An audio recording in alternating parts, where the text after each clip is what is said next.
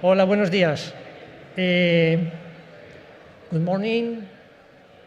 We are going to start the plenary session. We have 3 talks, and the first one is about the Agencia Espacial Española, the Spanish Space Agency. And we have here Isabel Pérez Grande, who is the director of the Office of Science, Technology and Innovation. So thank you for coming, and the floor is yours. Okay. Thank you very much. Thank you for giving us the opportunity to be here to present the Spanish Space Agency. In fact, I'm completely sure this presentation will be known for some of you, but maybe for others not, and I think it's worth presenting it in order you have a clear idea about what we intend to do in the next years. And also, of course, dealing with the role of astrophysics and astronomy in this context. So, I will talk about science from space, and I'm going to start with this agency. As many of you already know, it was established 1 year ago. And the idea was that we had to coordinate all activities in Spain. We have 2 heads. We depend on 2 different ministries. The first is the Science, Innovation and Universities, and the second is the Ministry of Defense. And the idea is that we want to have there all the actors in the value chain. And we include science, technology development, industry, all type of researchers, technological centers. So all actors in Spain dealing with space, in the space business, will be part of the agency or will be represented by the agency. The idea is that we will have our own budget for space programs. I will talk about this later. But unfortunately, due to that we don't have a budget for this year, and we have to wait until 2025 to implement this part. Okay. So, this slide that was prepared some months ago by our first director, Miguel Bello, is a clear picture of where we were and where we want to be or where we are now. The space activities in Spain were distributed up to 11 ministries. So it was completely a nightmare when talking about coordination of activities, when talking about representation abroad or representation.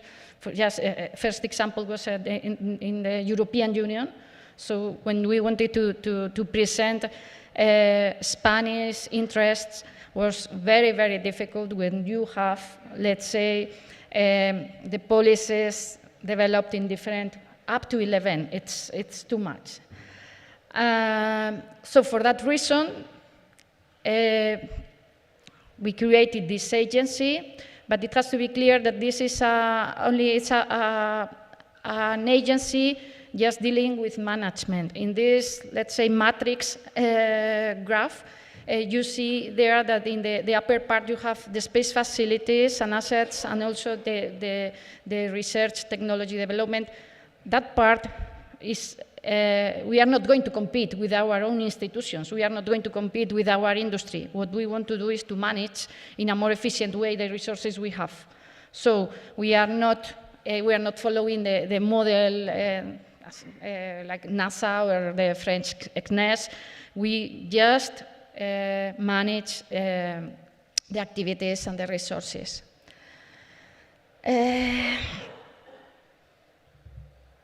So the functions, I have already said that the mainly representation of Spain, promotion of space industrial capabilities. We want to implement, or we have to, because it's written in the Royal Decree, a national space strategy. And we have to develop plans, including a national space plan, according, of course, with the strategy, and we have to propose a space law. The law is, in fact, let's say, it is the politicians who are in this case in charge of writing the laws, but we want, or we have to propose this text to the ministry. So the organization, this is a bit complex, this chart, but we have a general director. Now it's Juan Carlos Cortés. He was selected in mid-May.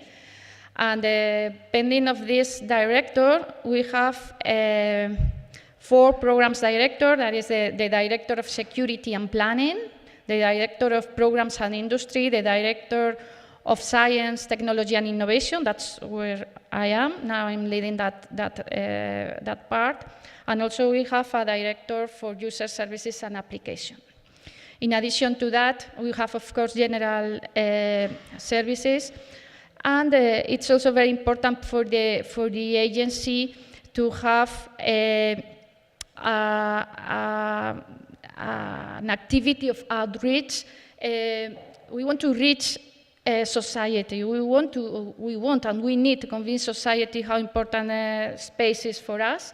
And for that reason, we have another director for space and society, Eva Villaver. She's here, I don't know where, but she was here with us. I think most of you know her.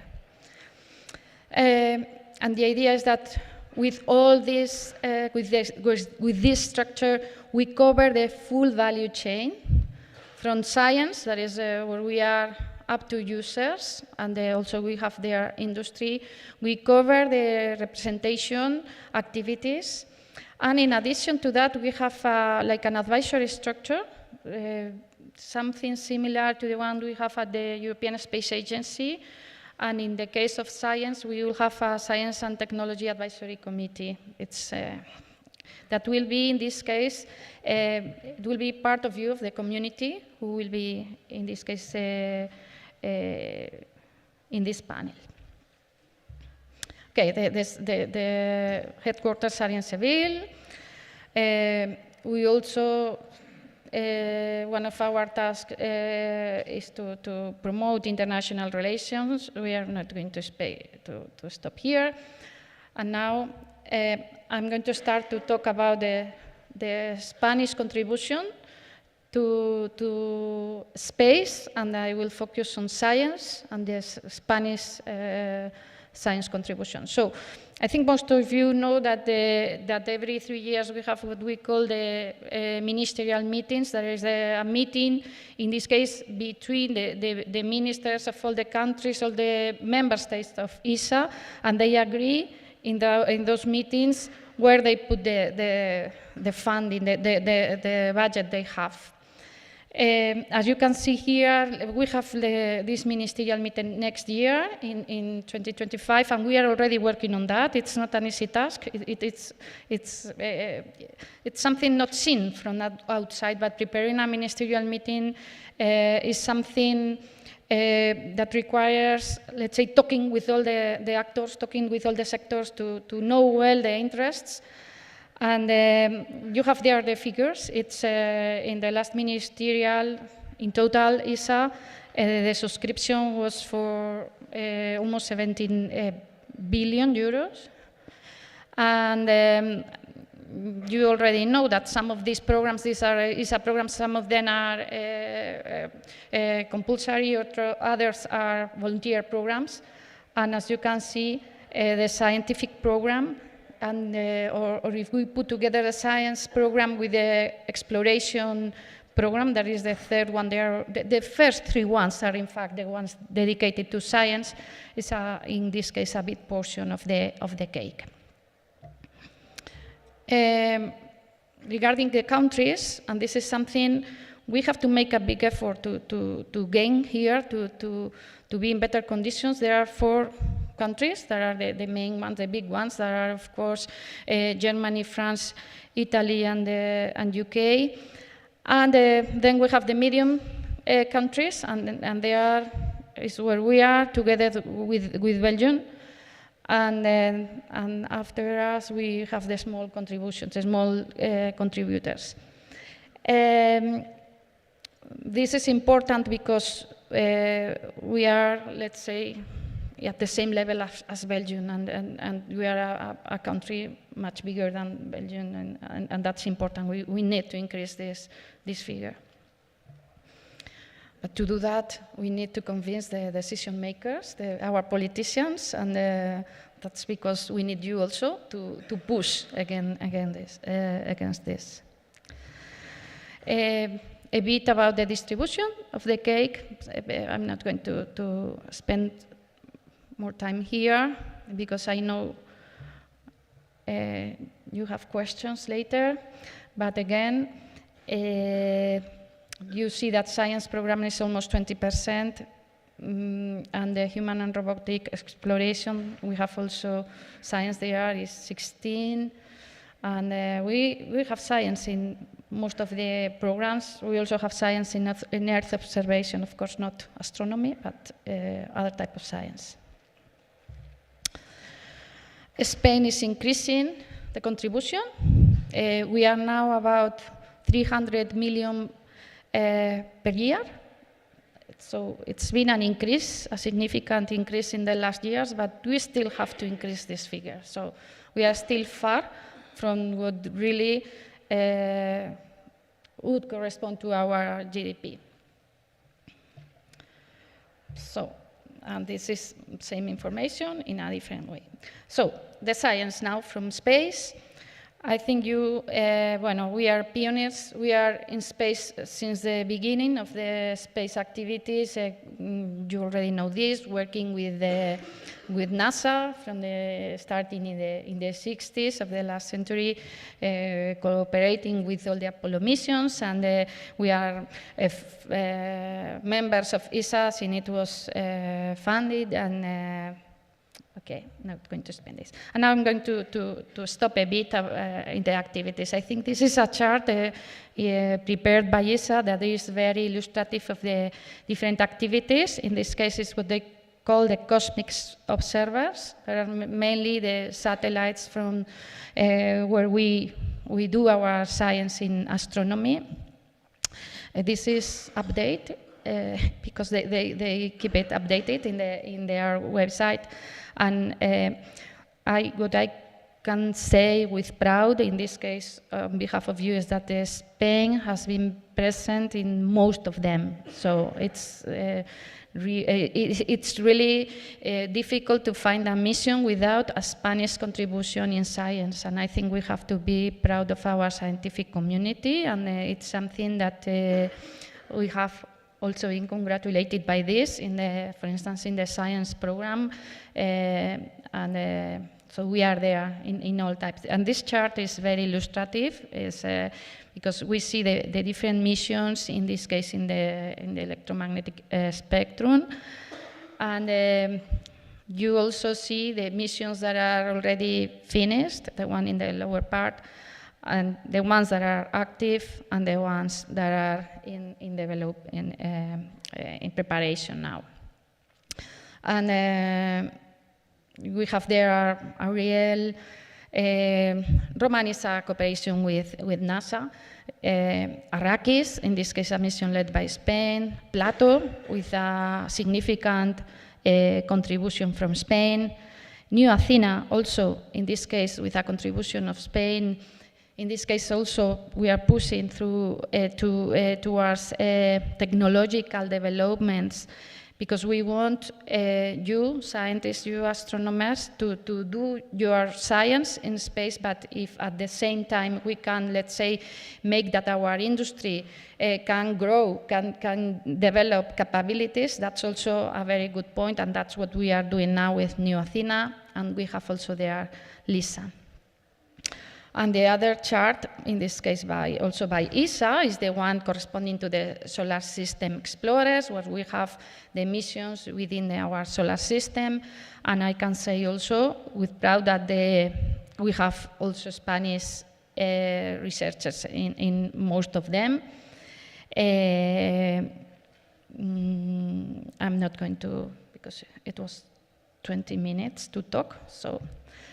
And we have science in other fields, not only astronomy, but also in the context of ESA. So we have microgravity, space safety, with the space weather, asteroid surveillance, Earth observation. We have science in technology development, in communications.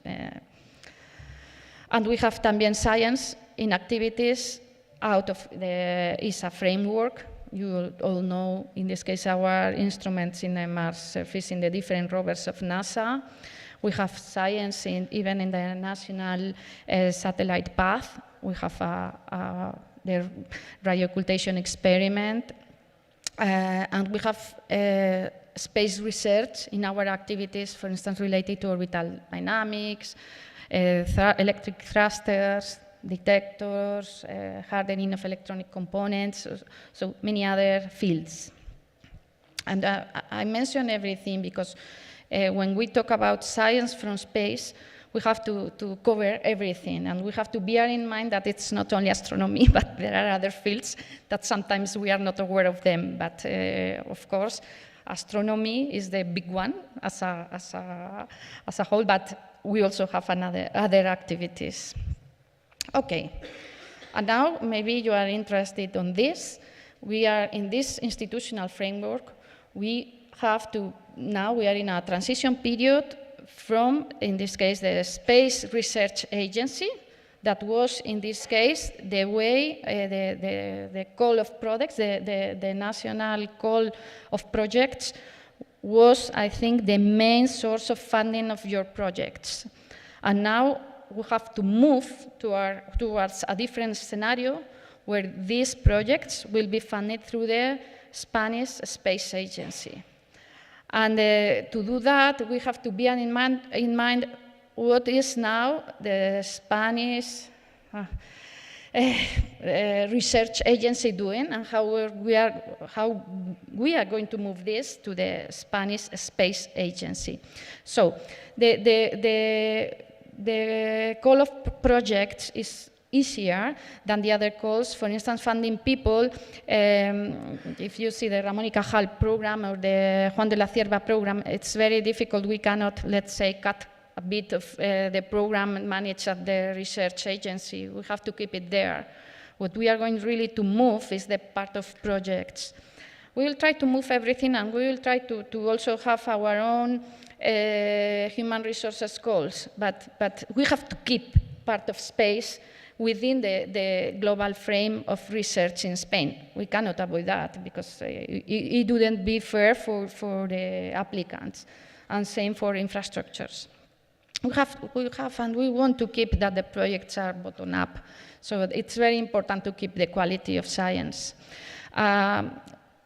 And we have identified in this scheme many difficulties, and I think I'm seeing here, you have Marina, Minia, Patricia was somewhere, those who have passed through the, in this case, the Spanish Research Agency, know how difficult it's to let's say, to make compatible the legal system where you have to fund the projects based on a competitive basis with the commitment you have when you have already started a project, and you cannot, let's say, stop the funding on a sudden because there is an international commitment, and there are international agreements. So it's not easy, and what we want to do when we pass this to the Spanish Space Agency is, of course, within the legal frame, try to fix these problems. We don't want scientists to suffer once every 3 years when you have to, let's say, ask for funding again. If your project has been funded, if your project is already part of an international mission, for instance, and it's working well, and you are doing your homework well, and why you have to start again from the scratch? And our idea is that maybe we will have to start a step ahead. So you will have to compete. It's based on our legal framework, but not from the scratch. Okay, and what we are going to do is, as you know, we have the thematic area of physics in the Spanish Research Agency. When you ask for funding, you select physics as the main area, and the sub-area For those in space, you choose space research. For those in ground-based astronomy, you choose astronomy and astrophysics, AYA. And what we are going to do is to transfer, so space research, the space research area, the space research area will disappear from the Spanish research agency, and we will take, in this case, all the competencies in our direction. And we will have to manage the calls in the same way. Of course, we will be coordinated, because many of you are working both in astronomy, both ground-based astronomy, and also space astronomy. And we will have to coordinate in some way, and we will have to decide or to talk to see who is in charge of what. That's the idea. We will have to continue cooperating with this. And I think I'm going to stop here, because I'm completely sure you have questions, and it's more or less 20 minutes.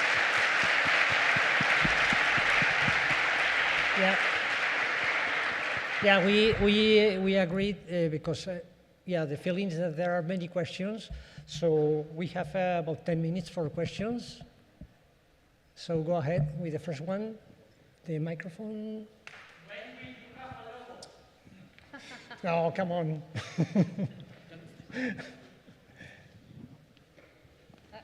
Seriously, you're asking that? To be honest, I don't know. I hope soon. Because as you see, my presentation doesn't have a logo. But I hope that soon. I cannot give you a date. I really don't know. But I hope soon. Questions? There. And there. Hi, Ricardo Pérez. First, congratulations yet again for the starting of this agency. I think we were very excited about it. And although I completely aware that we are in a very early stage, could you mention the main goal from the AAE with respect to space explorations or astronomy? Do you have a vision or something you want to aim for at the first stage? Okay, the first stage, I wouldn't say one goal, but the first goal, at least for me, is to have a structure capable of managing this. This is not straightforward to do what I was saying, that bringing to the space agency the activities at the research agency is not easy. First thing, we need a platform, in this case a tool to manage all the system. And it's not so easy. So the first goal is to set up the agency.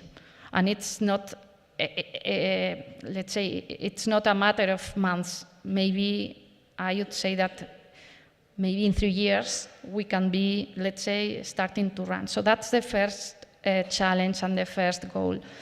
And in parallel, what we are doing is that we have identified many problems, many problems. And what we want to do is to define this structure and to define the procedures and to define the goals, trying to fix the most these problems we have identified. I've mentioned the one with the, let's say, with starting from the scratch when you want to give continuity to a project where that has already been selected. But it's not only that. It's, for instance, the duration of the projects, funding by phases. So now you have to go to when you submit a proposal to the research agency, the duration of the project is 3 years. And maybe you are in a, let's say, in a selection process, and in 1 year time, you will know if you are selected or not. So maybe we have to give you, let's say, a very basic funding to prepare only for that year, and if in 1 year time you are selected, then we increase the funding.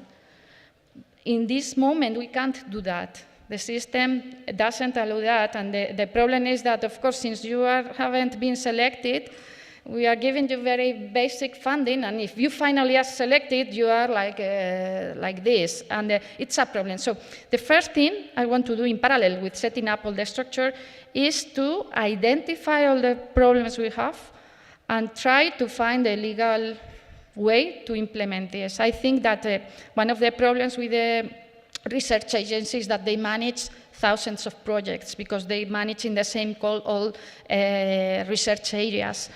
I don't expect to manage thousands of projects. So for us, with a smaller number of projects, it will be easier to manage shorter projects. That's another, it's an example. But what I mean is that in parallel with setting up the structure is that we have to identify the problems, and as we set up the system, we have to give the system the capability of fixing these issues. That's what we want to do. In addition to, let's say, transferring this activity, this funding from the research agency, we also aim to have a national program, so to have a known budget for national missions. In this case, it won't be only science missions, it could be different type of missions, but we want to have, in addition to the, let's say, to the funding managed through ESA or through bilateral agreements with NASA or other agencies, we want to have our own program. In that case, that will be a matter of funding or of convincing the decision makers to put more resources. There was another question.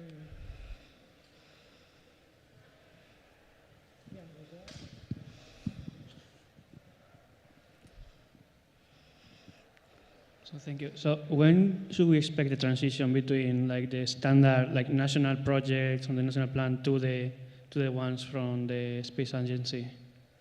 So the initial goal that was that next call, we could have managed next call. I can say that it's impossible because we don't have the resources. So I hope that the call that will be soon in October, November, by the end of this year, will still managed by the research agency. But I hope, and let's say, trying to do that. We have already started to set up all these tools to manage the calls and to provide us with the right people to manage this. I mean, we need lawyers to write calls, we need technicians, we need every type of, it's not so easy. But I hope that the call by the end of 2025, that we could manage it. Thank you. That's my objective.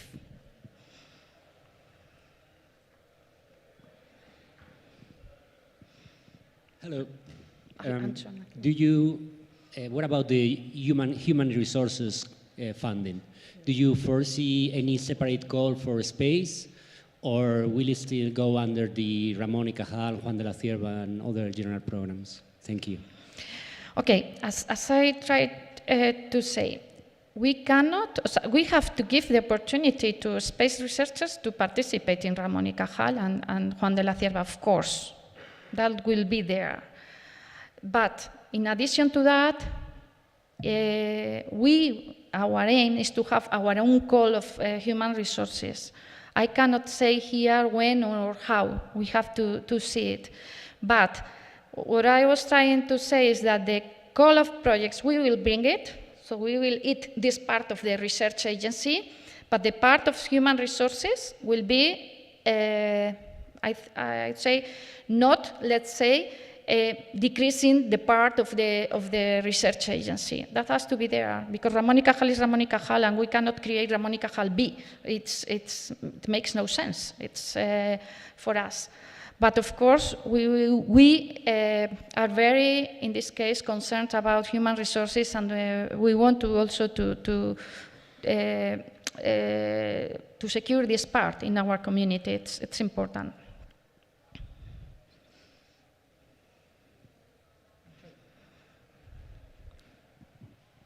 Thanks a lot, Isabel. I have a question. I assume that the preparation for the new ministerial next year will be done by the agency. Which is your schedule in order to get feedback from the community and the schedule in general for the preparation of this ministerial? Yeah, we should have already started to prepare it. So based on the experience of CDTI, that is what we have, the heritage of CDTI, it's like 1 year and a half to prepare the ministerial. Due to the lack of director, we couldn't do that, but it's one of the things that our director has said when he has arrived. It was, in fact, he was appointed the 4th of June, so it's a bit more than a month. And we have already started to prepare documentation. And the idea is that we will have meetings with all of you, all the community. We have to organize, and I'm completely sure that when we come back from our summer holidays, we will start with this, working hard, because it's not so easy to prepare this. And of course, we have the problem is that we have limited resources and we have vested interests between different sectors, and we have to join the puzzle there. But we will do it for sure. We have started to prepare the documentation. We have some kind of files and forms to fill. But we will start to contact you after the summer. Okay, I think that, yeah. We have to stop here. Isabel will be around, yes, so you can ask more questions. Thanks, Isabel, for the talk. Welcome.